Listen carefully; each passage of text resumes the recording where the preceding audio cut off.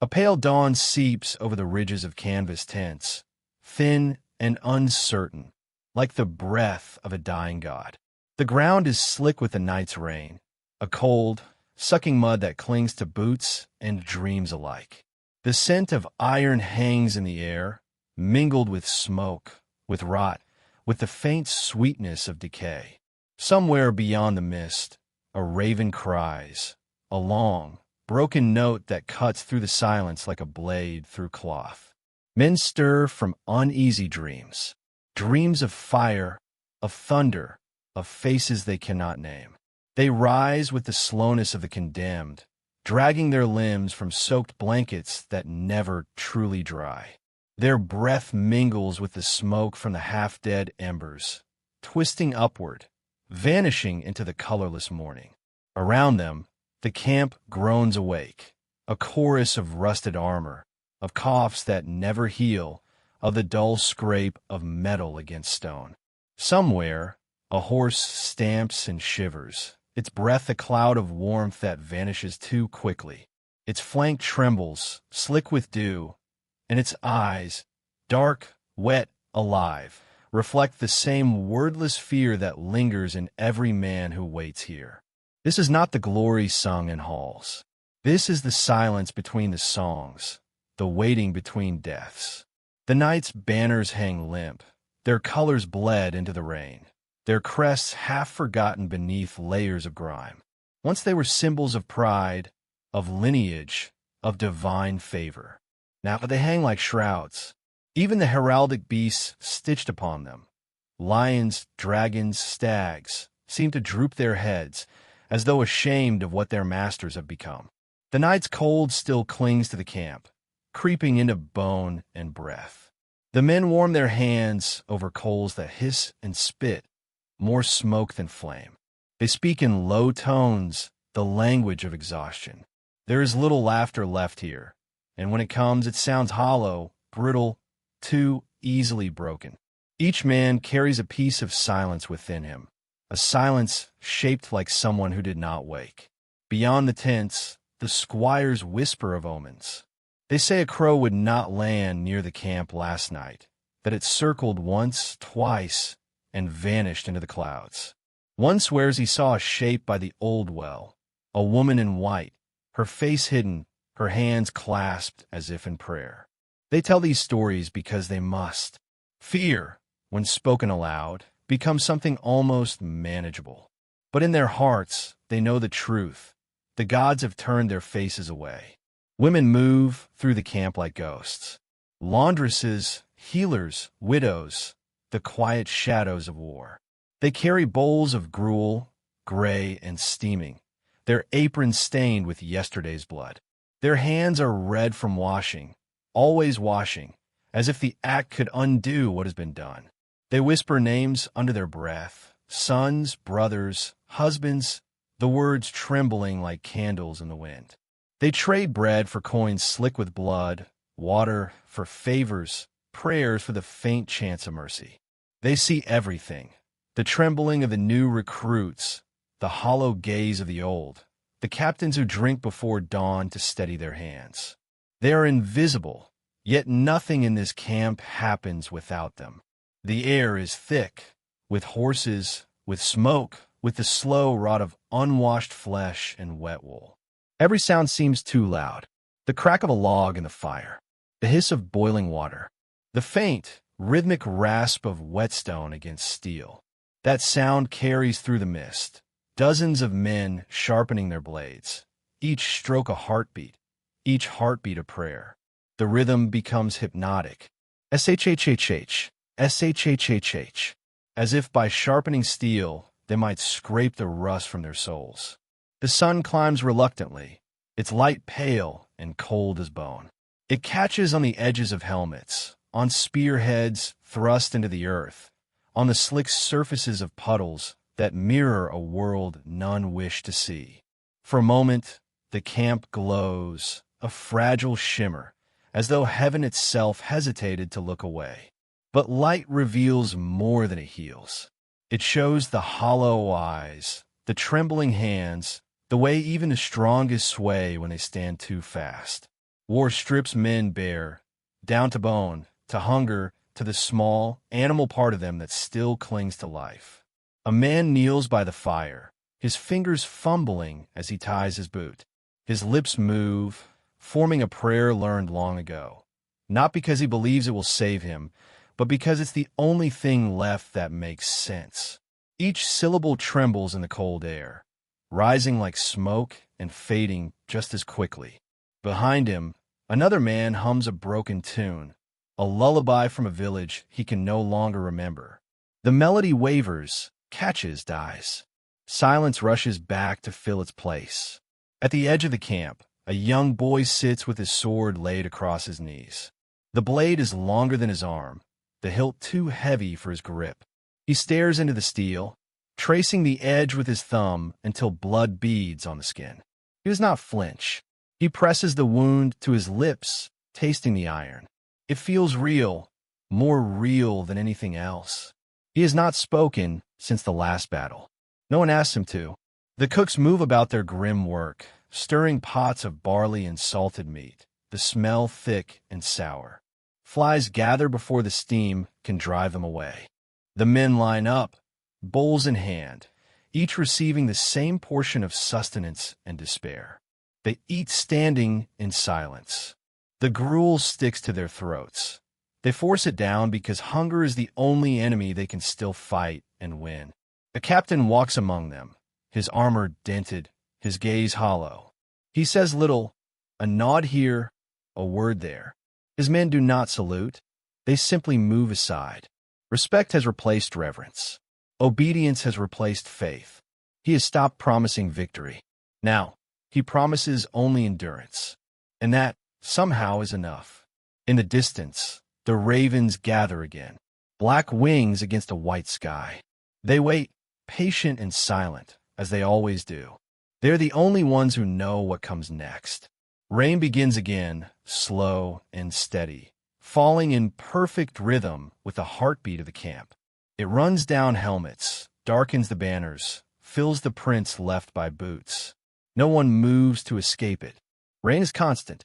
Rain does not choose sides. It falls on the living and the dead alike. A knight sits apart, his armor spread before him like relics.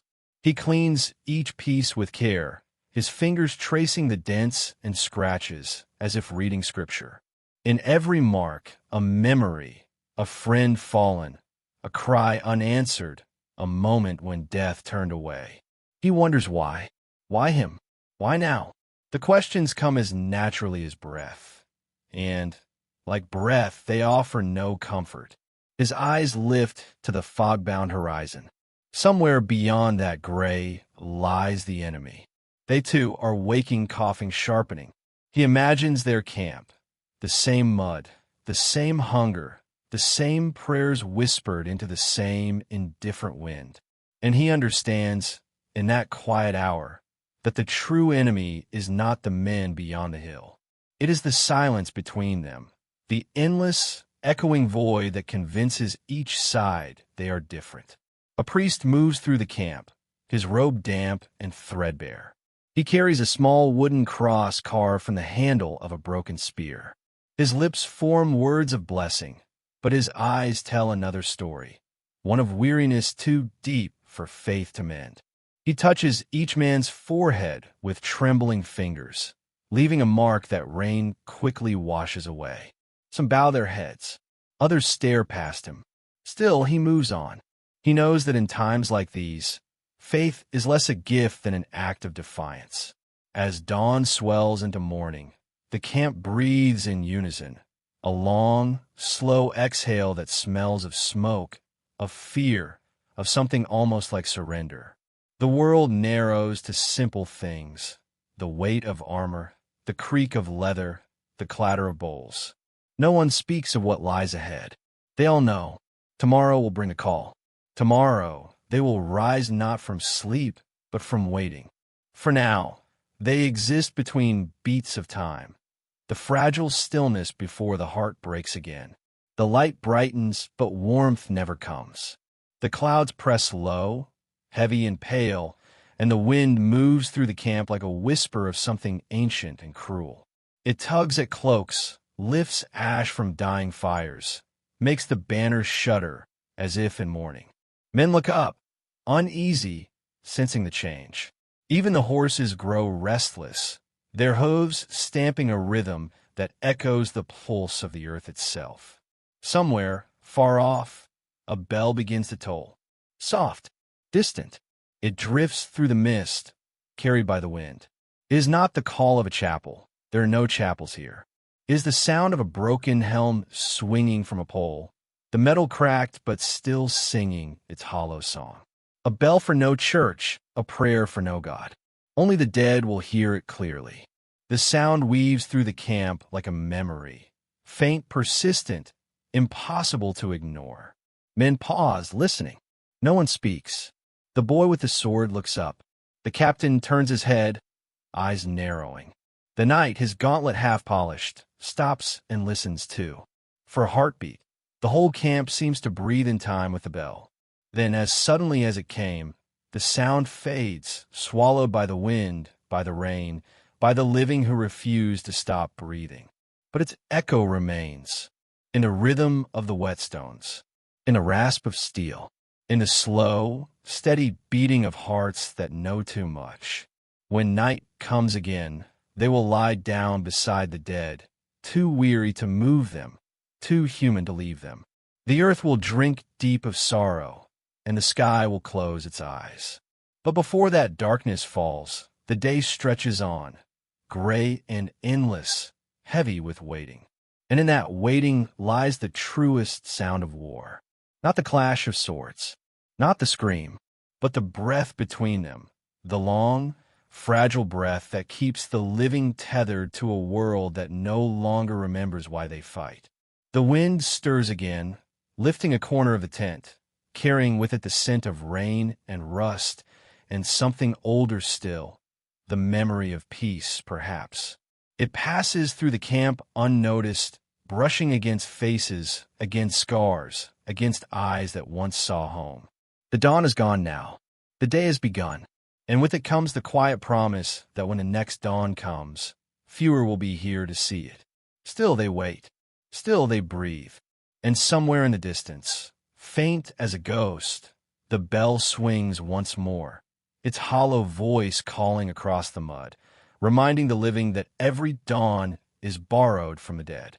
The stench of the camp is the first thing that greets you, a thick, unholy perfume of rot and despair.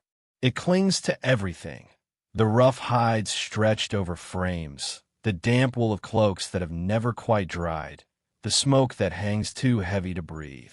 Even the wind seems to recoil from this place, curling away from the miasma that rises from the mud. Between rows of sagging banners, once crimson, now the color of rusted blood, men limp on splintered crutches, their bandages hardened into stiff brown armor. The surgeon's tent breathes like a living thing. Its flaps twitch with every gust, revealing glimpses of candlelight and the pale horror inside. Flies hum over buckets black with what was once blood. A man screams, a raw, tearing sound that splits the morning air in two, then falls silent. The smell of hot iron follows, mixed with the sharp sting of boiled wine. The priest outside clutches a wooden cross, his thumb tracing it again and again, but no words come. His prayers are long spent. The heavens have stopped listening. The morning crawls in slow and gray. Nothing moves easily here, not time, not hope. The fog thickens along the ground, winding through torn tents like a ghost counting the dead. A horse exhales, ribs visible through its hide, its breath blooming in the cold. A young soldier strokes its neck with trembling fingers. He has named it Ash, though he cannot remember why. Maybe because everything he once knew has burned away. Beyond the animal pens lies the commander's pavilion, a dull glow amid the gloom. It seems stitched with light. Inside, wax-dripped candles throw nervous shadows across a map littered with circles and ink-stained regrets. The parchment is a battlefield of its own. Lines drawn, erased, redrawn, each stroke sealing another man's fate. Around the table, the commander's advisors whisper like guilty ghosts. Retreat, one says. Supplies, murmurs another. The sickness spreads faster than we can dig graves. The commander listens, but does not look up. His hand rests on the hilt of his sword, the same blade that once gleamed with purpose. Now it's dull, chipped, like the men who serve him. He lifts a goblet, drinks the sour wine that's turned bitter in the cold. It tastes of defeat. The silence thickens until even the candles seem to falter. Outside, the wind shifts, carrying with it the sound of coughing, the low moan of fevered men, the metallic clatter of something falling and not being picked up again. He remembers when this camp was alive, banners bright, voices proud, laughter echoing through the night. They had sung of glory, of kings and victory, of songs to be written. Now those same voices break only to curse the frost or cry out in delirium.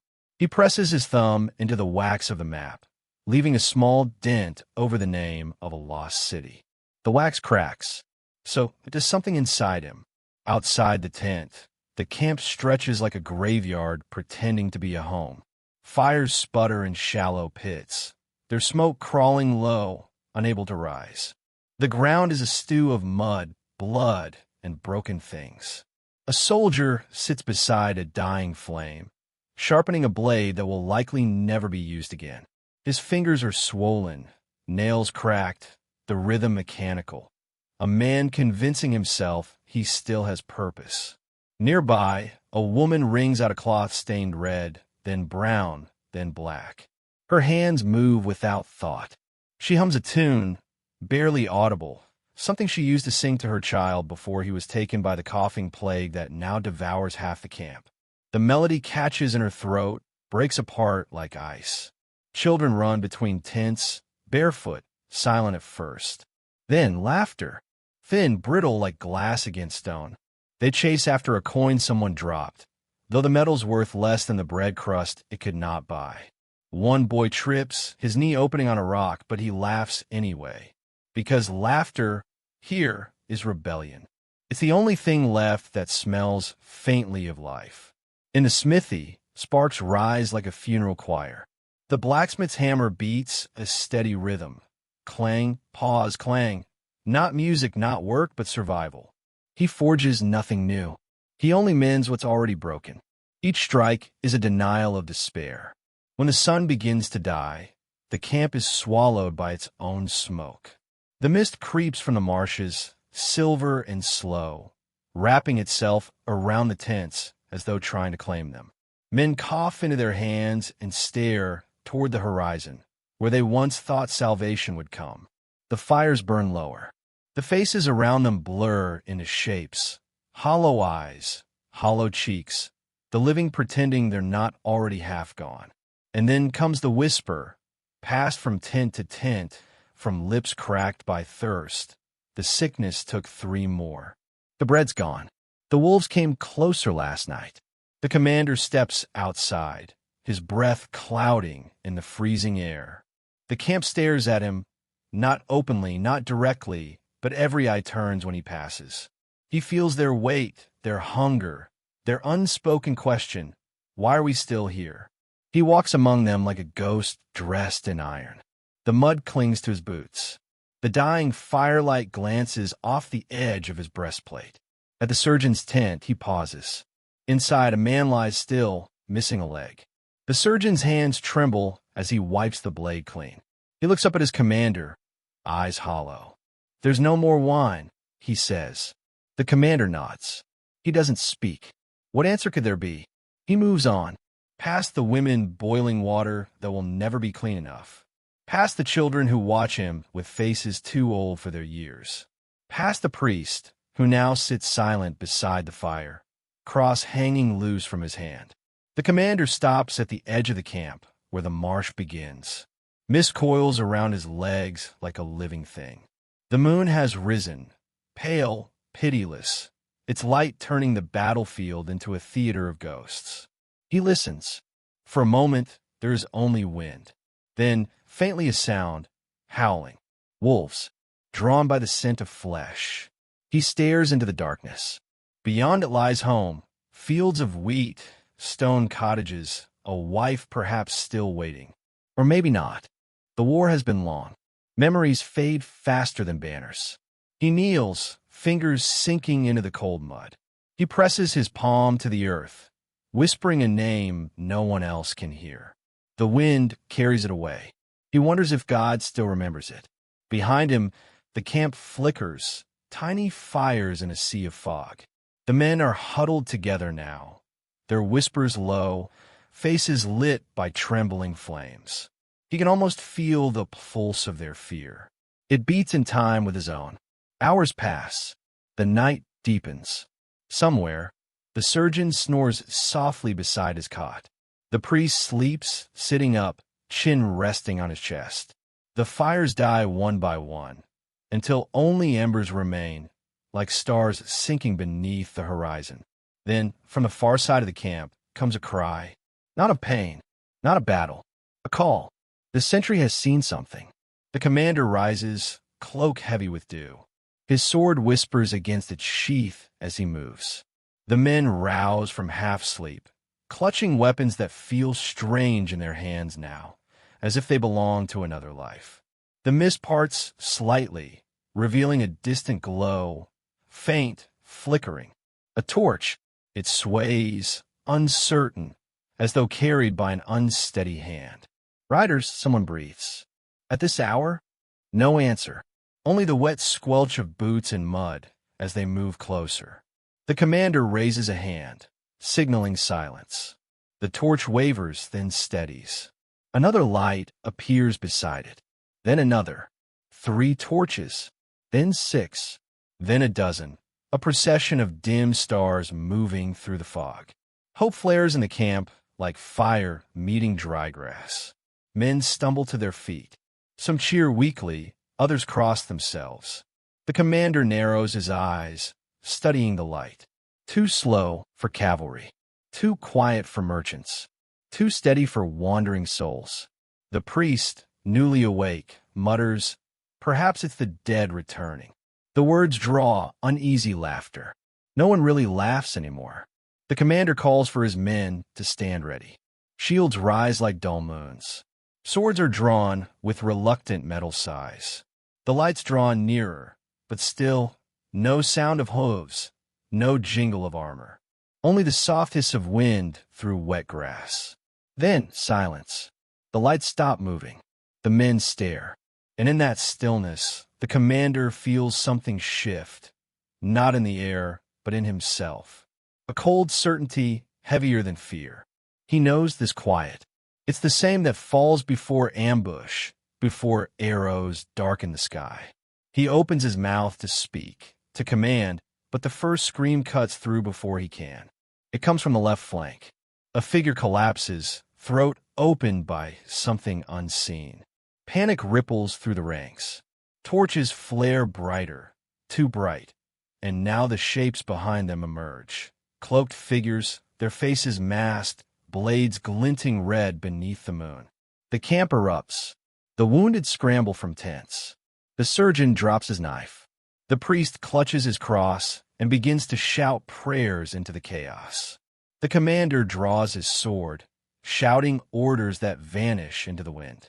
The enemy moves like smoke, silent, precise. They're not many, but the camp is broken, scattered. Men fight with whatever they can grasp. Spades, cooking knives, bare fists. Flames catch on the tents. The sky ignites orange. Screams mix with the howl of wolves drawn to the scent. The commander fights like a man possessed, not for glory, but for the fragile flicker of survival. His blade finds flesh again and again, until it dulls against bone. Blood spatters his face. He doesn't notice. By the time the noise begins to fade, the mist has turned red. The attack ends as suddenly as it began. The survivors stand panting, staring at the ruin around them. The fires, the bodies, the black silhouettes vanishing into the distance. The commander wipes his blade clean on the nearest cloak. The fabric soaks it instantly. He looks to the horizon, and there, far beyond the smoke, a single torch still burns. The same one he saw before. Alone now, unwavering. He sheathes his sword. The air smells of iron and rain. The camp is broken, but not silent. Not yet. Somewhere a child cries. Somewhere, a woman calls for a name that will never answer. The commander closes his eyes. The war outside has ended for now. But the war within, the one that feeds on memory and guilt, has only just begun. He looks once more to that lonely torch burning beyond the fog. Its light trembles, fragile yet stubborn. Perhaps it is hope. Perhaps it is the beginning of something worse. He turns away.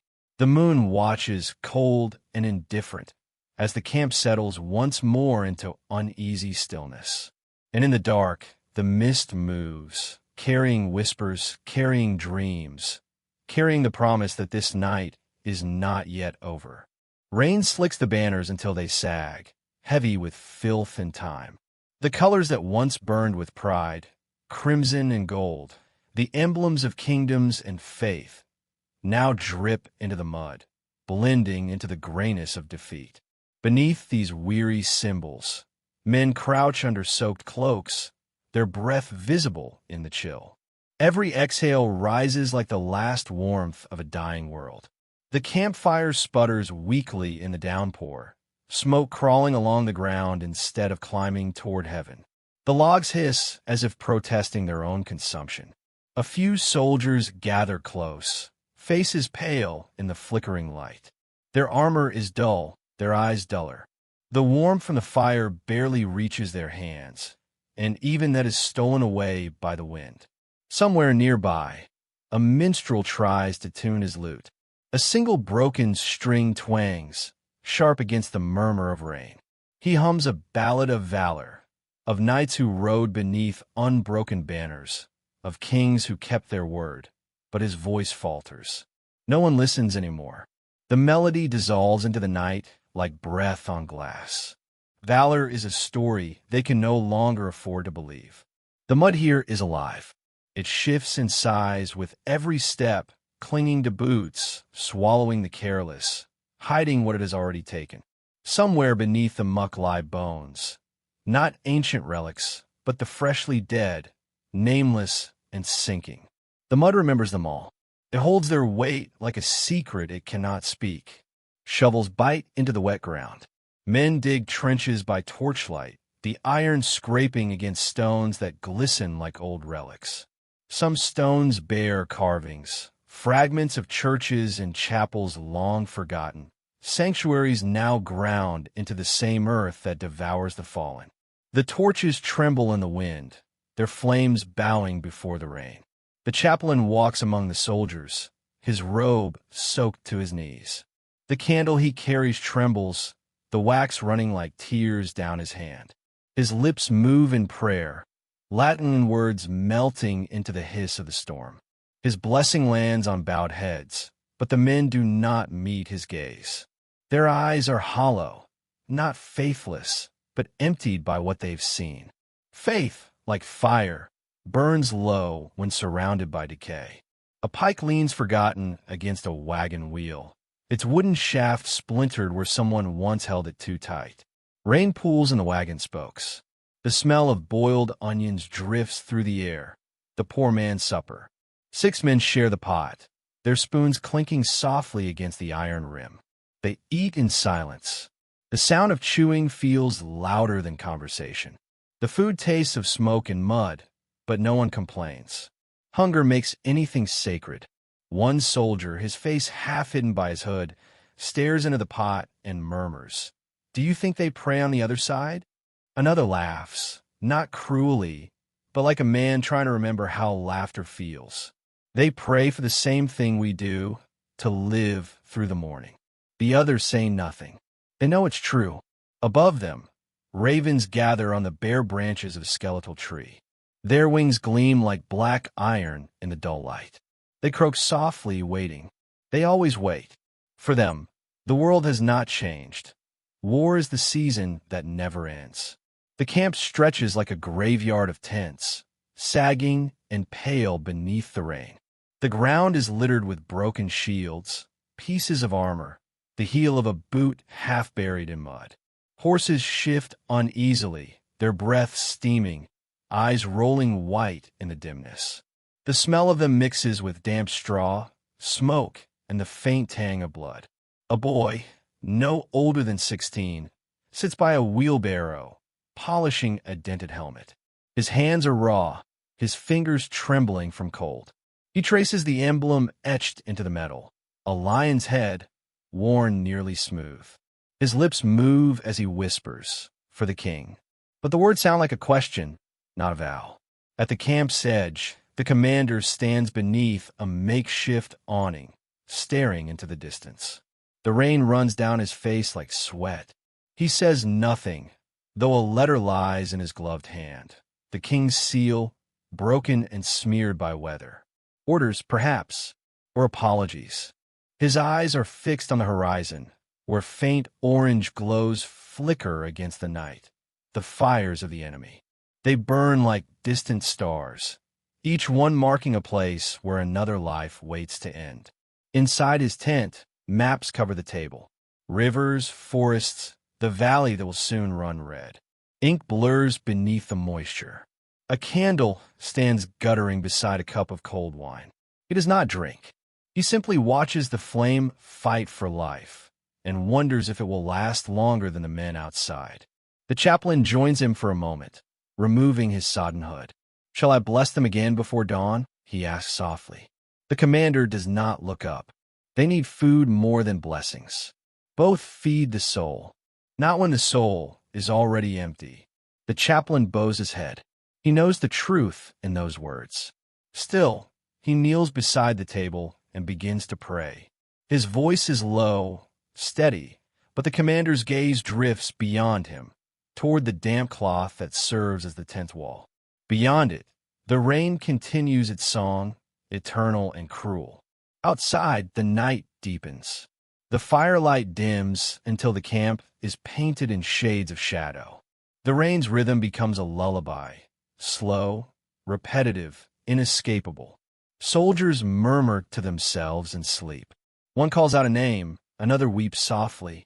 The ground drinks it all. A single candle remains lit near the armory tent. Beside it, a scribe bends over a piece of parchment, ink trembling on the nib of his quill.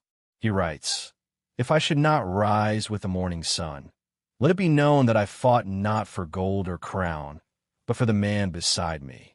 He pauses, then adds, "And for the silence that follows the storm." He seals the letter with a clumsy mark and tucks it into his sleeve. The storm grows heavier. The torches gutter out one by one. The camp shrinks into pockets of dim light and shivering bodies. The mud seeps into everything, boots, blankets, even dreams. It is a living thing, patient and hungry. Somewhere a horse screams. Men wake with a start, clutching their weapons. But it is only lightning, white and sharp across the hills. The thunder rolls after like the growl of something ancient. A voice whispers, "Tomorrow. It's coming." No one answers. The word itself feels heavier than steel. Near dawn, the rain softens to a drizzle. The mist thickens, clinging to everything like breath. From the east, a faint glow seeps through the fog. Not sunlight, but the reflection of the enemy's fires. They have not slept either. Between those flickers lies the valley where morning will die. The chaplain walks again among the men, his steps slow, his candle now gone. He touches each bowed head, not with faith but with pity. "Rest," he murmurs, "for this night is the last peace you will ever know." His words are neither curse nor comfort, only truth. A few men whisper confessions. Others simply stare. One soldier removes a small pendant from his neck, a charm his daughter gave him, and buries it in the mud. "If I don't return," he says quietly, "let the earth remember me." The chaplain nods. The earth remembers everything. The commander sits alone now, his hands clasped before him. The candle has burned down to the base, the wax pooling like milk. His shadow looms large against the canvas wall, distorted, uncertain. He whispers to no one. How many dawns must we bleed for someone else's glory? The tent gives no answer. Only the rain replies, soft and endless. Outside, the ravens stir. They shift from branch to branch, impatient.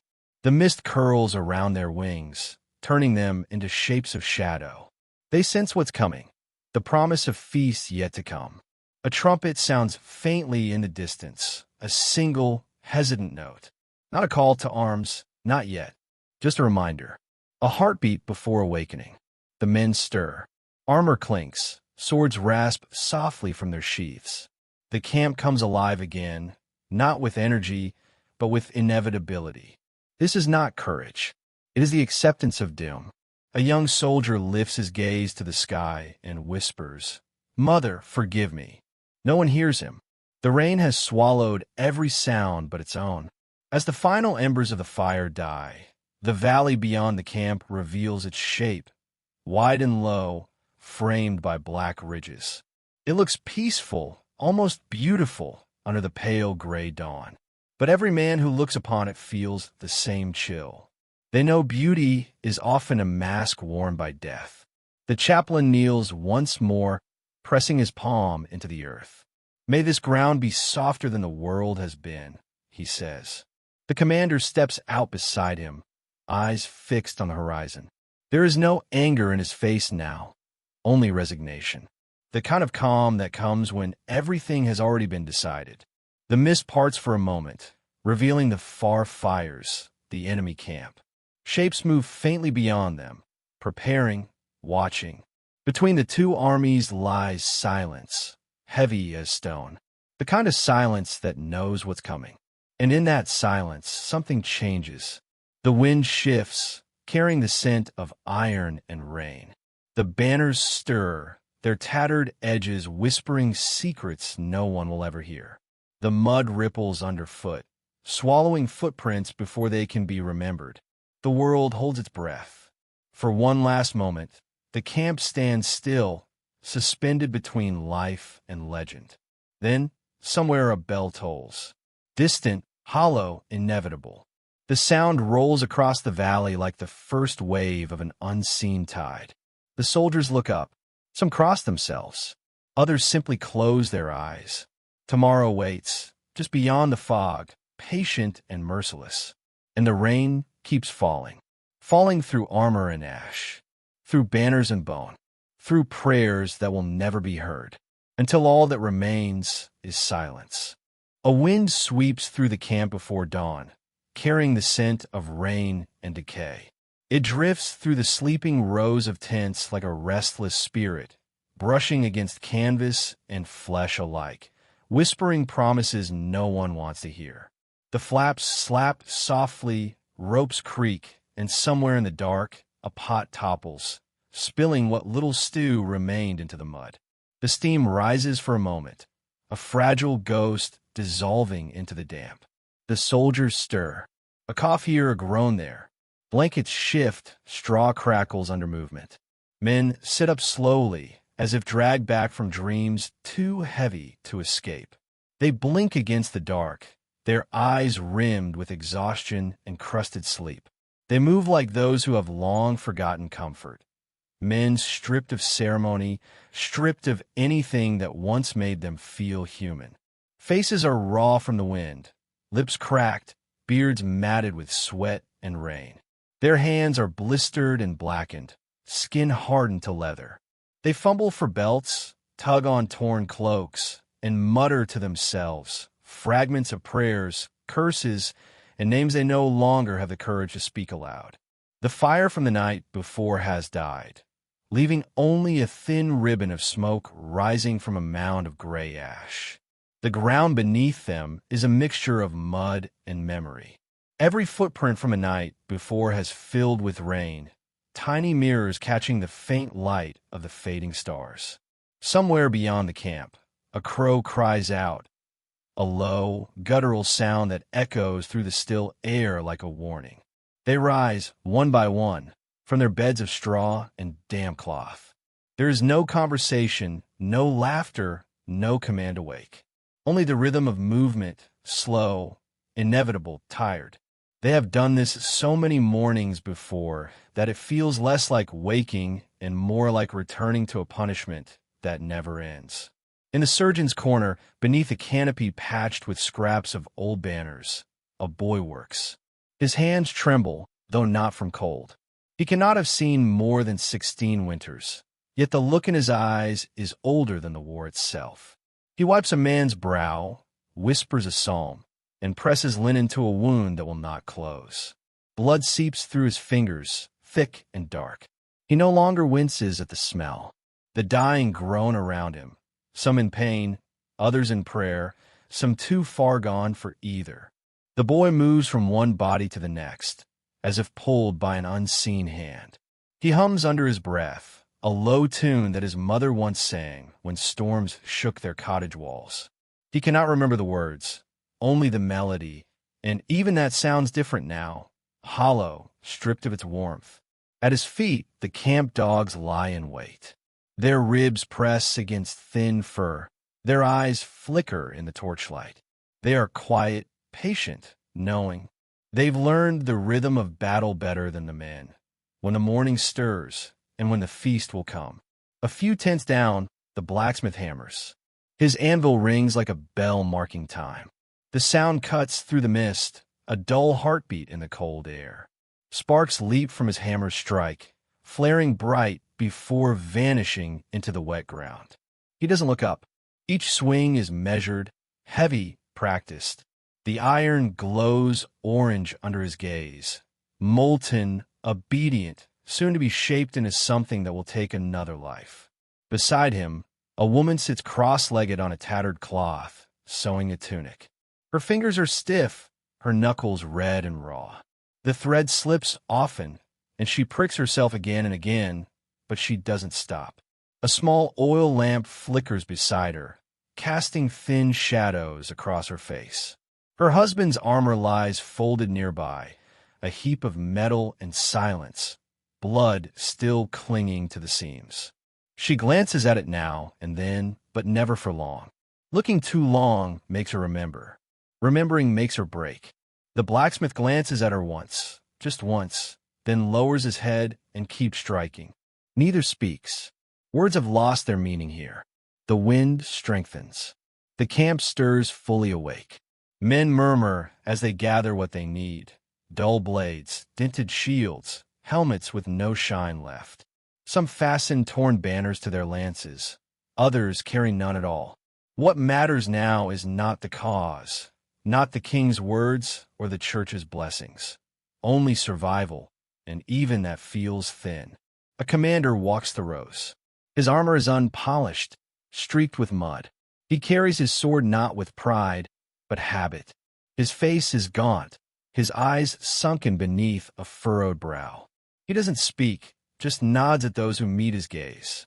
They nod back, understanding without words. The first trumpet sounds, a long, hollow note that rolls through the mist like thunder through the belly of the sky. The camp falls silent. Even the wind pauses. Then the second trumpet answers, far off, trembling in the distance. It's time. The boy steps from the surgeon's tent. His hands are red to the wrists. He wipes them on the grass, but the stains remain. He watches the soldiers line up, row after row, men with faces so still they could be statues. One of them, a man missing 2 fingers, stops before the boy.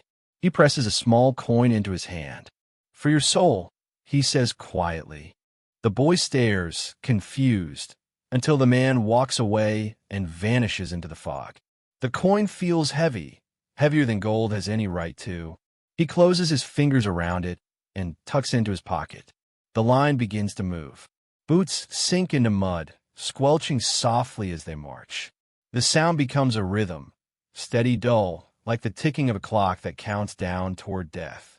A murmur rises among them, fragments of psalms, prayers, and curses mingling into one. Somewhere, a man begins to hum a battle hymn, his voice low, almost tender. Others join in.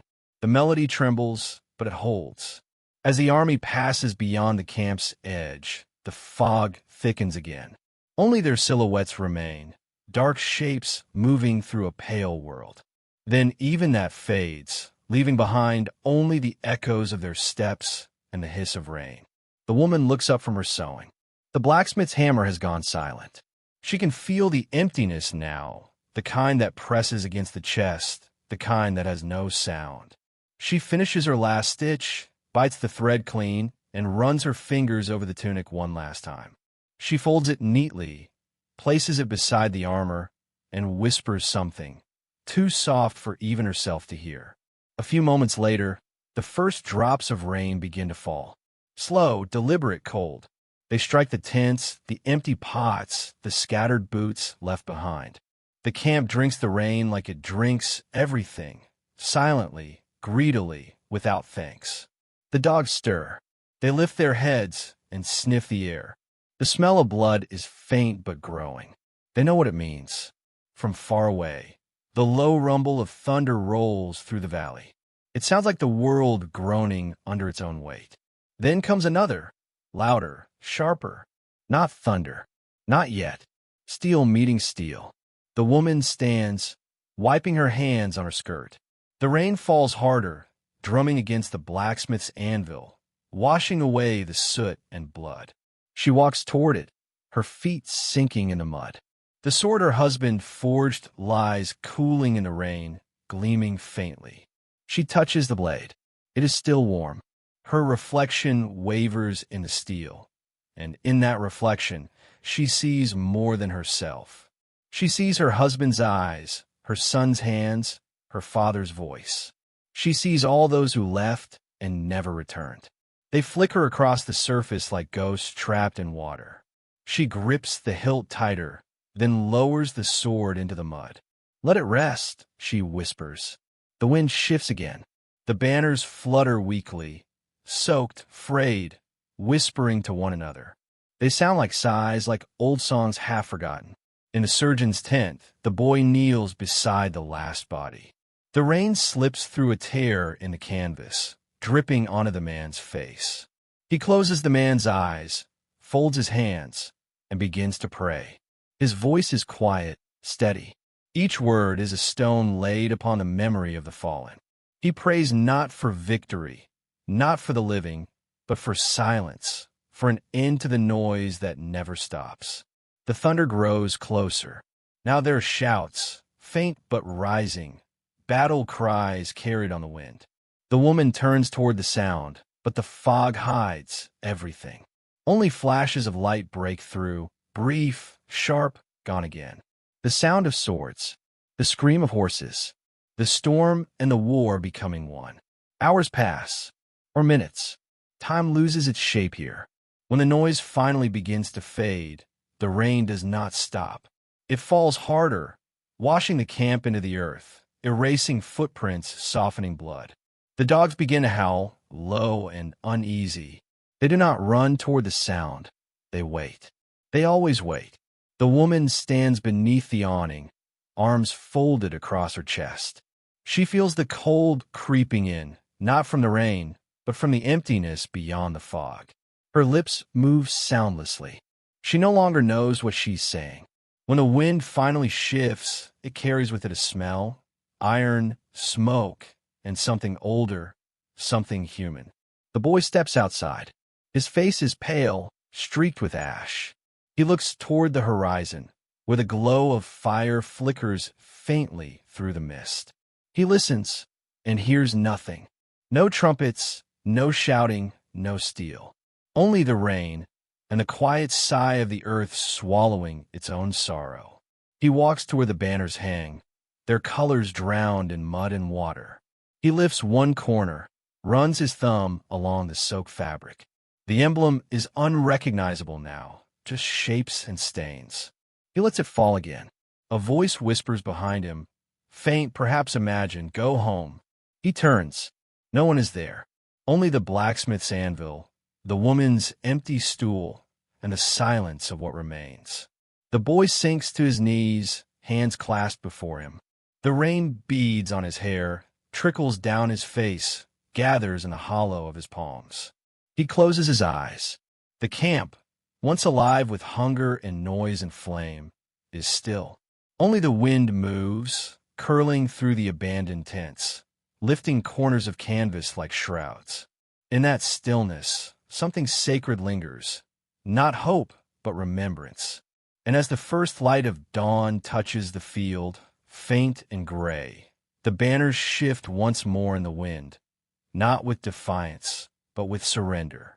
They whisper softly into the fog. Evening gathers over the camp like a shroud. The air is bruised with the scent of rain, of smoke, of sweat, and something older, something human, that clings to the edges of fear. The light dies slow, spilling through the clouds in faded gold, before surrendering to the deep gray of night. Across the plain, fires burn low, scattered like embers in a field of ash.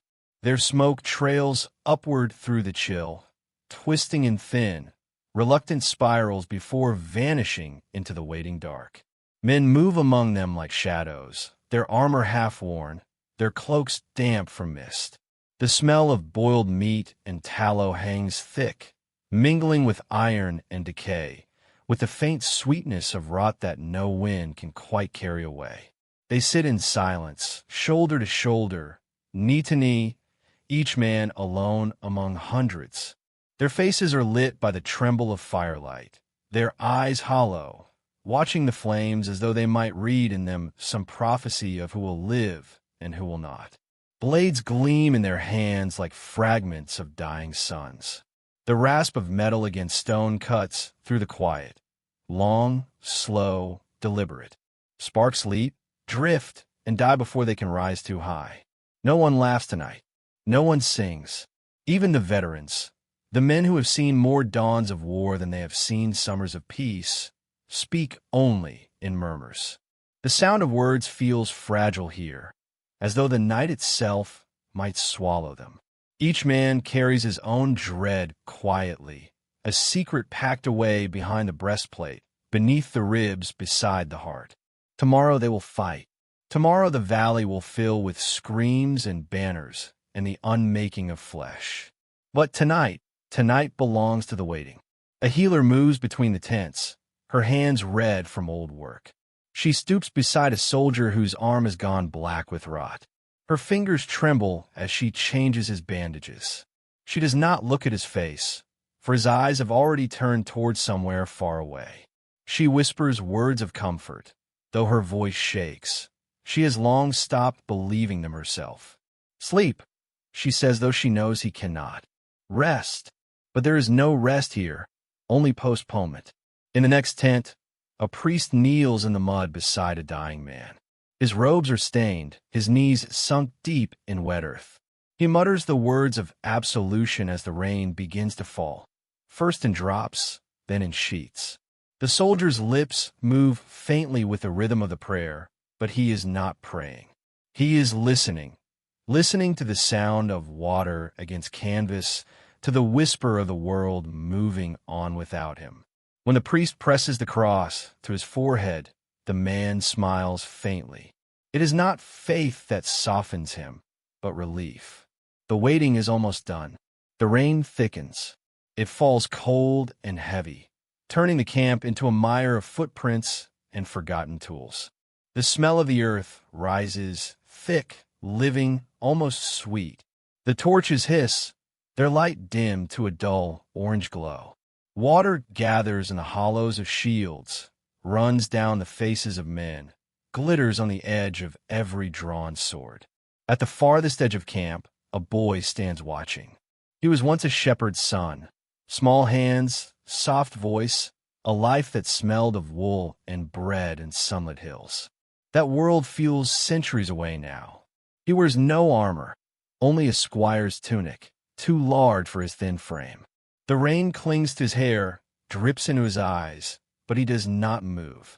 His gaze is fixed on the horizon, where the enemy's fires burn red and distant, scattered across the hills like a second sky of blood. He cannot see the men who tend them. He sees only shapes, flickering shadows that rise and fall behind the flames. In his mind, they are not men, but phantoms, ghosts wearing flesh, waiting to devour his world. He imagines them whispering across the distance. The same words, the same prayers, the same fears. He wonders if they too look into this darkness and feel the same weight pressing on their chests. Behind him, the camp murmurs. A cough here, a sigh there. The sounds of exhaustion and dread mingled together. Some men sleep with their weapons across their chests. Others sit staring into nothing, mouthing the names of those they hope will remember them. The horses shift uneasily, hooves sinking into the mud. Their nostrils flare, their ears twitch toward the distant thunder that rumbles across the sky. A storm is coming, but not the kind that can be weathered by canvas and rope. The boy wraps his arms around himself. He listens to the wind, how it moves through the tents like a ghostly breath. Somewhere far off, someone is singing. The tune is soft, almost childlike, but the words are lost to the rain. It fades, then returns, then fades again, the way a candle flickers before death. Then he hears footsteps behind him. A man emerges from the gloom, broad, scarred, wrapped in a cloak that glistens with rain. His armor catches the faint light like the memory of a sun long set. This is his Lord, the knight he serves, the man whose shadow he has lived beneath for 3 years. The boy straightens, his breath held. The knight does not speak at first.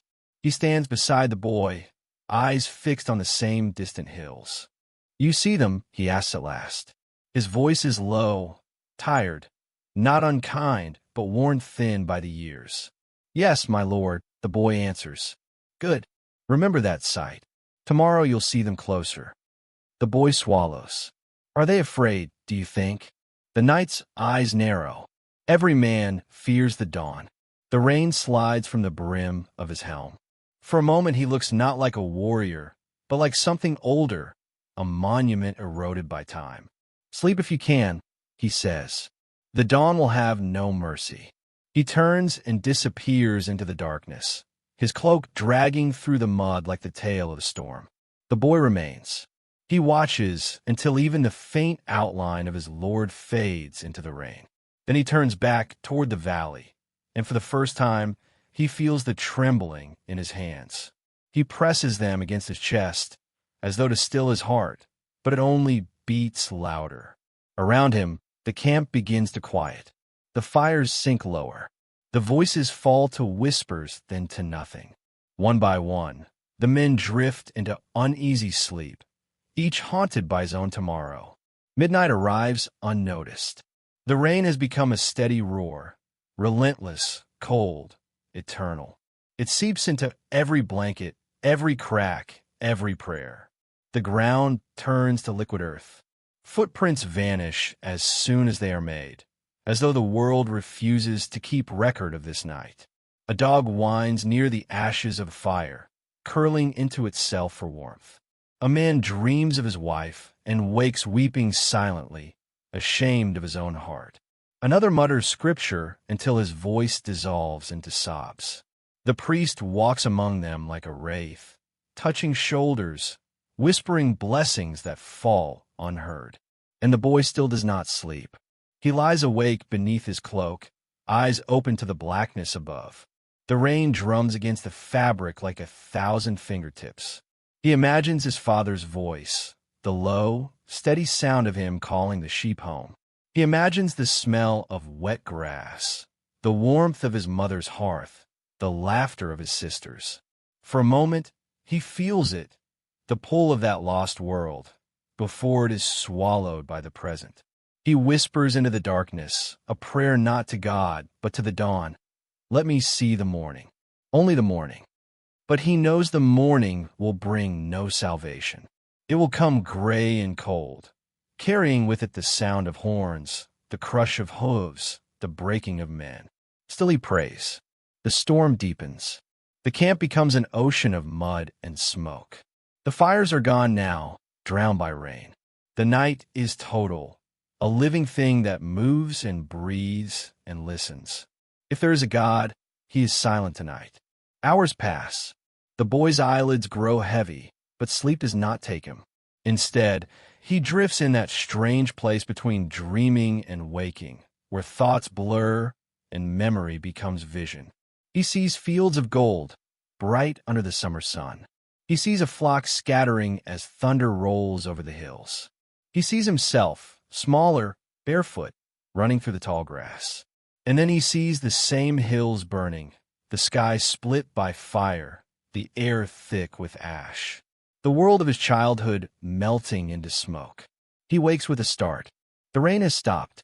For the first time in hours, there is silence. A hollow, endless quiet.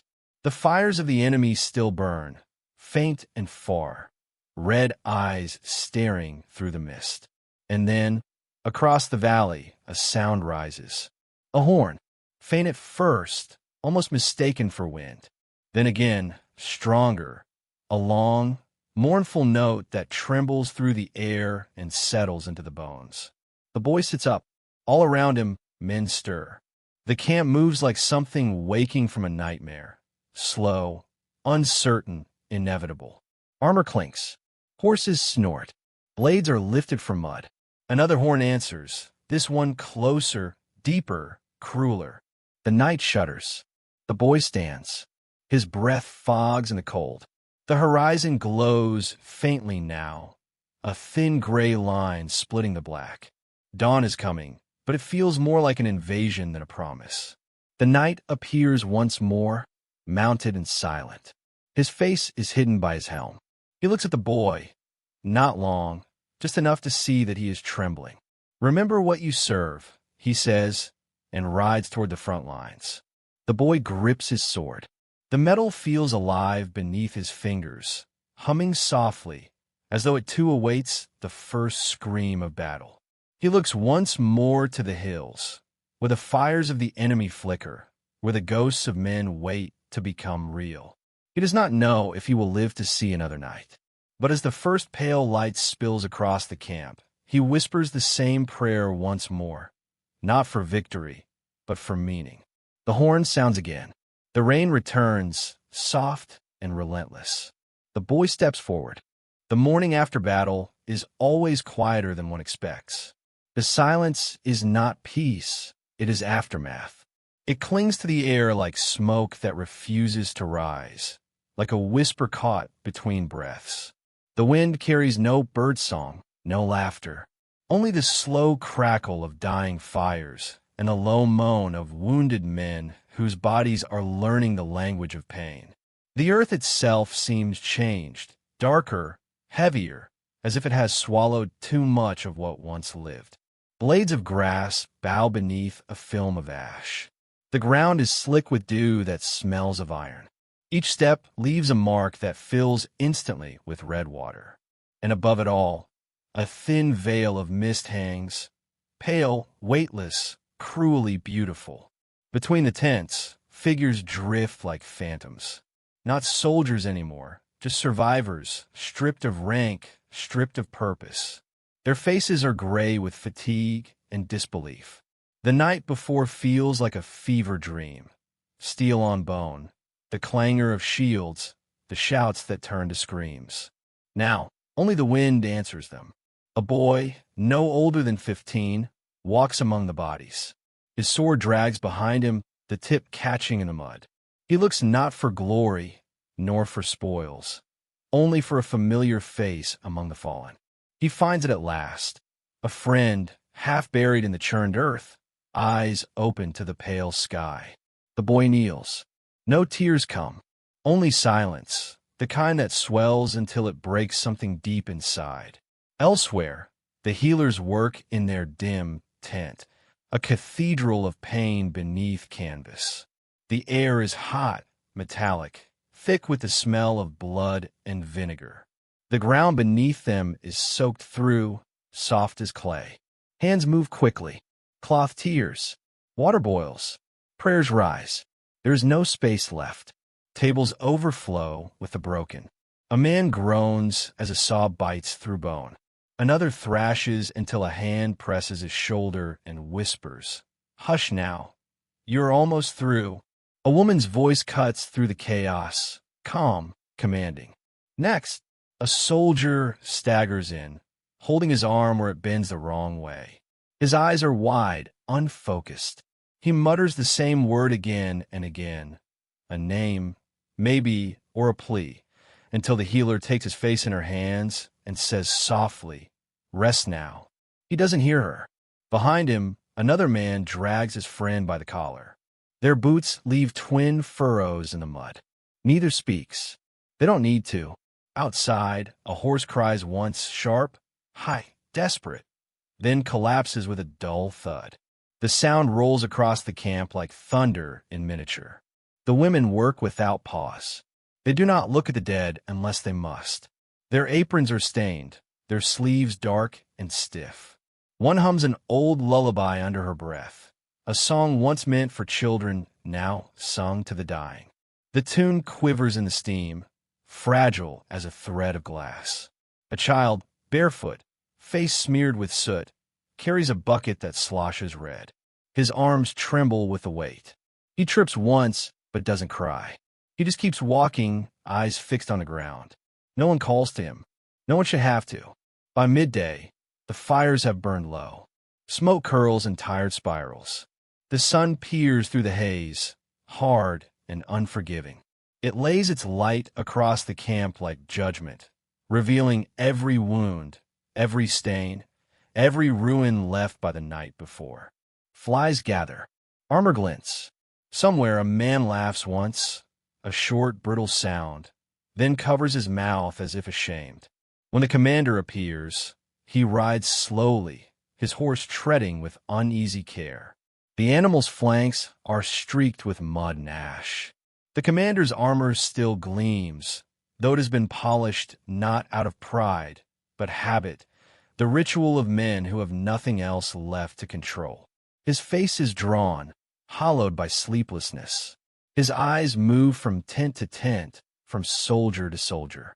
He counts them in silence. He does not smile. He passes a group of men sitting in the dirt, their heads bowed, their hands clasped not in prayer but in despair. One of them looks up as the commander rides by, and for an instant their eyes meet. Two men, bound by the same knowledge, that victory smells no different from defeat. The commander dismounts. His boots sink deep into the wet earth. He walks to the center of the camp where a banner once stood. Now, only the splintered pole remains, wrapped in a strip of torn cloth that flutters weakly in the breeze. He kneels beside it. Beneath the mud, something gleams, the hilt of a fallen knight's sword. He pulls it free, wipes the blade clean, and stares at his reflection. What looks back is not a man, but the shadow of one. Around him, crows circle, dark flecks against a pale sky. Their calls are harsh, impatient. They wait without shame. By evening, the burial begins. Torches are lit, casting pools of orange light across the field. Shovels bite into the earth, each strike dull and heavy. The ground is reluctant to yield what it has taken. Men work in silence. The rhythm of digging is hypnotic, scrape, lift, fall. The scent of freshly turned soil mixes with the stench of death. It is strangely comforting, this labor, something to do, something to finish when nothing else can be. They lay the bodies side by side, careful, almost tender. Some whisper names. Others hum. Many say nothing at all. A woman kneels beside one of the graves.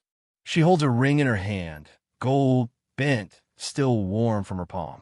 She presses it to her lips, then drops it into the pit. The small sound it makes, that faint metallic note, feels louder than the entire battle that came before. The commander stands nearby, watching. His breath clouds in the cooling air. The torches cast his shadow long and trembling. He wants to speak, but no words come. What comfort can exist when the earth itself is grieving? A priest, or what's left of one, raises a trembling hand and begins to chant. The words are old, worn thin by use, half lost to time. One by one, the men join in, their voices low, uneven but human. "Deliver them," someone whispers. "Deliver us," another answers. Rain begins to fall, soft at first, then heavier. It hisses against the flames, turns the soil to mire. Torches sputter. One by one, they die, until only a few stubborn sparks remain, flickering in the dark. The crows retreat to the trees. Their shapes vanish into the blackness, their cries fading into the wind. When the last body is covered, the commander steps forward. He removes his sword, plants it into the ground. The blade hums once, as if alive, then falls still. He speaks, not loudly, but enough that those near him hear. This ground, he says, will remember us, whether we deserve it or not. No one answers. None need to. The rain thickens. The earth begins to close its wounds. Mud fills the trenches. The fires sigh and die. The living retreat to what remains of their shelters.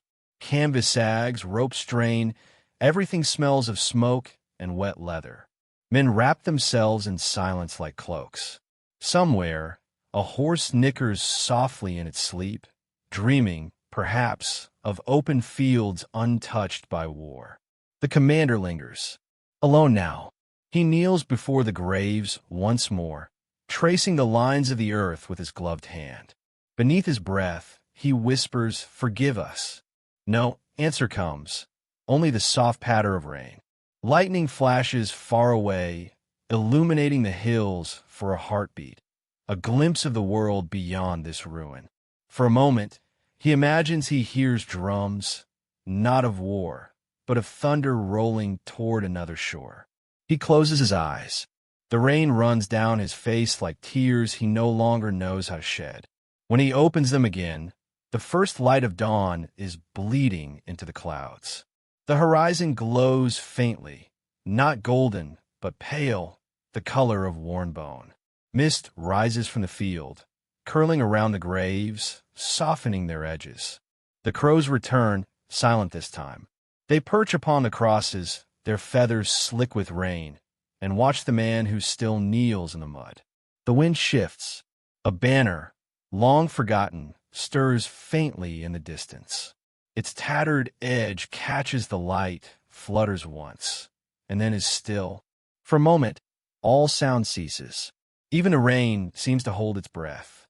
This is the true end of battle, not in the clash of steel or the cry of triumph, but in this quiet reckoning, when the living look upon what they have done and understand the cost. The commander stands, his joints stiff, his gaze distant. He turns toward the rising sun, though it offers no warmth, only the pale indifference of another day. Behind him, the graves stretch into the mist. Before him, the road awaits. He mounts his horse. The animal snorts softly, shaking water from its mane. For a long while, they do not move. Then, with a slow pull of the reins, the commander sets forward, not toward victory, not toward home, but simply onward. As he rides, the wind gathers. The mist parts, revealing the faint outlines of distant villages, untouched, unaware. Life continues. Somewhere, a bell tolls. Somewhere, a child laughs. The world forgets quickly, but the soil remembers. And beneath the whispering banners, beneath the crows and the cold and the endless gray sky, the battlefield sleeps, uneasy, eternal. For the morning after battle is never truly silent. It only listens, waiting for the next storm to come. Even in silence, its echoes crawl through the air, the faint clatter of armor being mended, the low hiss of boiling water, the quiet sob from a tent whose flap never opens again. Smoke drifts upward in thin, wounded ribbons, merging with the colorless dawn until sky and earth are the same gray, a single endless wound stitched shut by mist. The camp breathes like something alive yet dying. The fires are embers now, their warmth a memory. Men move through the ruins of their own courage, shoulders bent, steps slow. They are ghosts wearing flesh, caught between what was and what must come. The battle has left them, yet it lingers in every scar, every tremor in their hands. There are no songs here. The minstrels lost their voices days ago. The only rhythm is the cawing of ravens, the soft groan of timbers, and the wet sound of spoons scraping the bottom of empty bowls. Hunger has made everything mechanical, a world of movement without meaning. A knight sits by his sword, staring at it as though it might still hold the soul of the man he used to be. The blade reflects the dull morning, its edge marked with blood that will never fully come clean. His lips move, barely, forming the shape of a name he dares not speak aloud. His gauntlets tremble, though the air is still. He whispers again. The name vanishes before it reaches the air. Beyond him, the camp stretches across the field like a scar. Torn canvas, scattered shields, the bones of tents collapsed under rain. The smell of rot and iron mingles with the damp sweetness of earth. Somewhere, a horse exhales a tired snort, its breath turning to mist. The animal stands alone, reins dragging in the mud, eyes glassy from sleepless nights. The world here has forgotten color. Everything, armor, sky, mud, skin, bleeds into shades of gray and brown. The only brightness lies in the red threads of a dying fire and the occasional gleam of tears when light catches them. At the far edge of camp, a line of graves grows longer each day. They begin neat, straight, and solemn, but soon twist and tilt, the wooden crosses sinking in the soft, rain-soaked ground. The earth cannot bear so much grief. A woman kneels there, cloak soaked through, her knees half buried in mud. She traces a small sigil into the ground. Not the cross, not any holy sign the priest would bless, but a symbol older, quieter, drawn from the memory of her grandmother's whispers. Her lips move, reciting words that sound more like remembering than prayer. She is neither widow nor nun, only a survivor. Her face is young, but the eyes are not. They have seen what no god should allow to exist. Behind her, the wind picks up. It carries the smell of smoke, of meat too long dead, of a sea that lies somewhere far beyond these fields, as though the world is trying to remind her there is more than this ruin. She does not look up. She presses her palm flat into the earth, as though trying to keep the dead from floating away. The laughter comes suddenly, harsh, unsteady, the sound of men who have survived too long. It rises from deep within the camp, jagged, delirious, broken at the edges. A kind of laughter that isn't joy, but the body's last defense against what it cannot comprehend. It ripples outward, catching a few others who join in briefly before choking on silence. Then, only the wind remains. A single raven swoops low, landing on a broken spear. It pecks at the damp wood, then lifts its head toward the woman kneeling by the graves. Its eyes glisten like wet coal. She stares back, unflinching. "Go," she whispers. The raven doesn't move. It merely tilts its head, as if listening to something behind her, something unseen. The knight rises. His armor groans with the movement, metal against metal, echoing faintly across the still camp. He slides his sword into its scabbard, but the motion feels ceremonial, hollow. The weapon no longer belongs to him. It belongs to history now. He walks slowly, passing rows of tents that lean as if they too have grown weary of standing. Every few steps, he stops to look at the ground, at the sky, at faces turned away from him. Each glance carries the same question: why him, and not the others?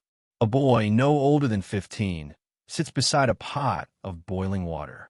His eyes are rimmed with red, his hands shaking as he drops thin scraps of bread into the steam. The knight pauses beside him. The boy looks up, opens his mouth to speak, but no words come. Only a nod. The knight returns it and walks on. The silence is thicker here than any fog. It presses on the chest like armor too tight. Every sound, a cough, a sigh, a shifting boot, feels like an intrusion into the fragile peace that follows devastation. At the center of the camp lies what was once a banner. It lies half buried in mud, its emblem erased by rain. Once it meant loyalty, purpose, belonging. Now it is only fabric, another thing that forgot its meaning. The knight bends, lifting a corner of it. Mud clings stubbornly. He stares at it for a long moment, then lets it fall again. Some things, he realizes, are not meant to be remembered whole. A breeze stirs the edges of graves. The woman finally stands, her legs unsteady. She looks toward the horizon, where faint sunlight begins to bleed through the mist. For the first time in days, the sky shows color, a pale amber rising from behind the hills. It is almost beautiful, and yet the beauty hurts. The light touches everything. The bent crosses, the torn tents, the pools of water where the dead once lay. It turns every surface to gold for a fleeting second, as though even ruin deserves to be seen before it fades. A few men pause to look. Some shield their eyes. Others simply stare, hollow and unblinking, afraid that beauty means forgetting. The knight lifts his gaze as well. The sunlight hits his face, and for a heartbeat, it almost seems to erase the exhaustion there. Almost. He looks down again, unable to bear it. He begins to walk toward the eastern ridge. Beyond it lies the next village, the next command, the next chapter of a war that refuses to die. His boots sink deep into the mud, each step making a sound like the slow heartbeat of the earth. Behind him, voices begin to rise, orders barked by captains, the creak of carts, the dull rhythm of movement. The camp stirs. Life, stubborn and unwilling, returns. The woman watches the knight go. Her lips move, a blessing, a warning, perhaps both. Then she turns back to the graves and presses a small object into the soil. A strip of cloth, torn from her cloak, marked with the same sigil she drew earlier. She whispers, "Remember us." The wind catches her words and scatters them, as if carrying them to the souls she cannot reach. The knight climbs the ridge, his shadow stretching long behind him. From the crest, he looks back. The camp below is a patchwork of motion and stillness, the living and the dead sharing the same breath. He touches the hilt of his sword, then his chest, where beneath layers of steel his heart still beats. He wonders if it's the heart of a man or the echo of the war itself, living through him. In the far distance, thunder rolls, not from the sky, but from the road, the sound of approaching hooves. Another army, another war. He knows this rhythm too well. He closes his eyes briefly, feeling the air tremble around him. The reprieve is over. The battle is coming again, though it never truly left. He descends slowly, back toward the camp, where men are already preparing. Some smile grimly. Some weep quietly as they fasten buckles or sharpen blades. They all move with the resignation of those who have seen the circle before: life, death, grief, survival, and the waiting in between. The boy with the pot of broth stands now, handing a wooden bowl to another soldier. His hands are steady this time. When he notices the knight returning, he straightens, almost proud. The knight nods again, not in approval, but in understanding. It is enough.